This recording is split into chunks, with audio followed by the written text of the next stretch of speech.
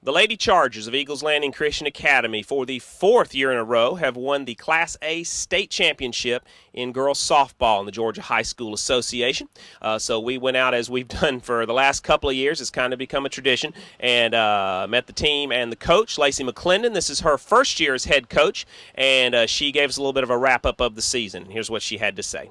We had lost quite a few. I think last year they had about 17 on the team, and this year we came out with 10 and ended up with 11. We did have one girl that joined us late in the season because she was also a volleyball player. So we ended up with 11. We had two graduate last year, Hope Rush and Cooper graduated.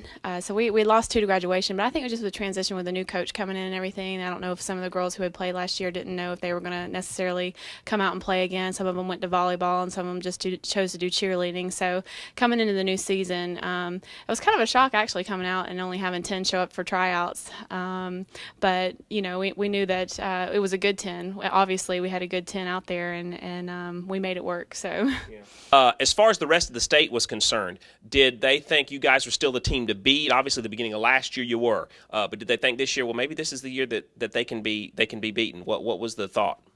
Well, I think we were ranked number one at the start of the season, but I think there was a little bit of doubt of, you know, what a new coach can come in and do. This is my first year actually coaching a varsity sport. All my experiences is basically with middle school, and with that, and also graduating Hope Rush, who was definitely a dominant pitcher in the state, and she's now a freshman at Georgia Tech. So I think a lot of people were kind of questioning whether or not we had the capability to come out and do that again, to be able to win that fourth straight in a row.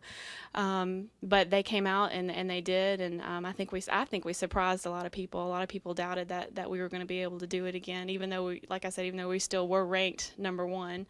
Now, y'all played a schedule that included a lot of higher classifications too, and I imagine that probably helped getting into the region schedule and into the playoffs. It definitely did. I inherited this schedule as I came in. I did add a couple of tournaments onto it where we actually went out and played some higher classification teams. We played Collins Hill and Marist, which are 4A and 5A schools, and I believe that helped prepare us for the season, definitely. And I believe that's what, you know, we were facing some pitchers who we're really, you know, or at that next level. And whereas, you know, when we play a lot of region games here, we don't necessarily see that level of pitching a lot. So, you know, going into the state tournament, that tough schedule, I think, prepared us and helped push us to that state title there. So.